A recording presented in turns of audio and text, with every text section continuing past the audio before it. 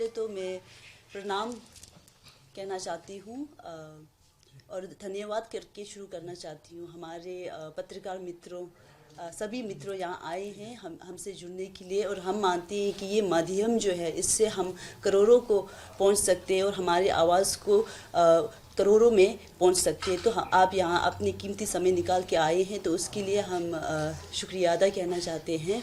और जैसे कि पहले बोले हैं, हमारा निर्वासित तिब्बती संसद जो है वो एक लोकप्रिय और लोकतांत्रिक के तौर से हमें अभी निर्वासित स्थिति में रह रहे दुनिया भर में तिब्बती समुदाय जो है वो हमें चुनती है।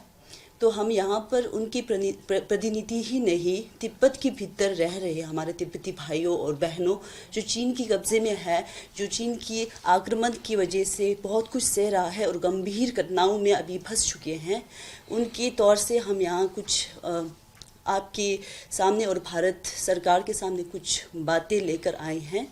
और हमारी ये आशा है और हमारे जैसे कि हमारे विनती के तौर पे हम भारत सरकार को कुछ बातें बोलना चाहते हैं, और हमारे भारतीय नागरिकों को भी कुछ बोलना चाहते हैं।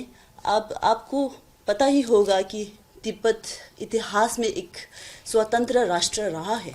हमारा खुद का जो है खुद का क्षेत्र है, हमारा खुद का आबादी है, हमारा खुद का सरकार है, और उससे भी ज़्यादा सबूत ये है कि हमने जो है राजनीतिक संबंध रखे हमारे पड़ोसी देशों के साथ, इंडिया उसमें इंक्लूडेड है।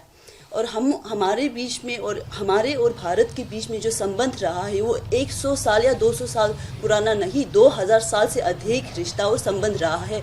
वो भी एक धार्मिक संबंध रहा है, हमारे सांस्कृतिक संबंध रहा है, और व्यापारिक भी संबंध रहे हैं। तो अभी चीन जो क्लेम कर रहे हैं कि वो सीमा उनका है, वो तो इतिहास में था ही नहीं।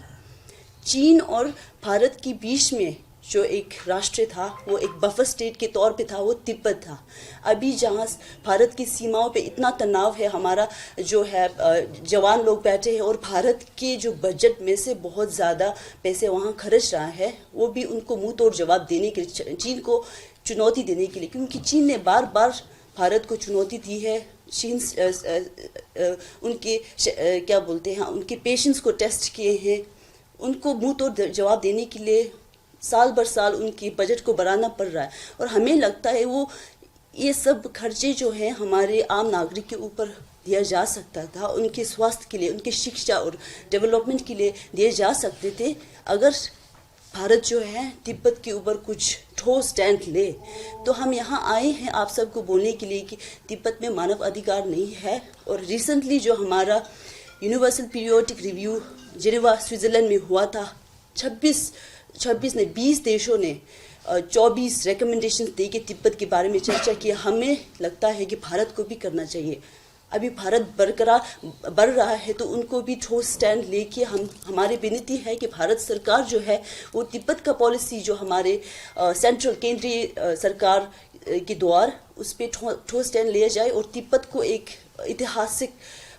इतिहास को दोहराते हुए तिब्बत को एक स्वतंत्र राष्ट्र माना जाए, ताकि उससे भारत का भी सुरक्षा हो, भारत का भी फायदा हो, और तिब्बत को हमारे हक का जो है वापस मिले हमको।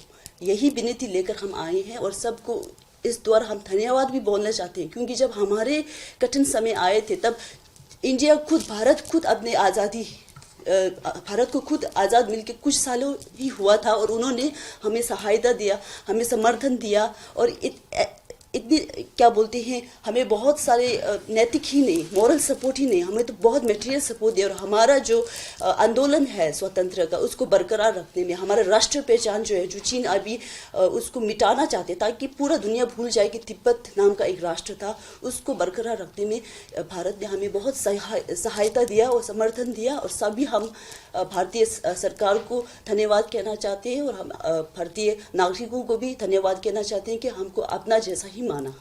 धन्यवाद।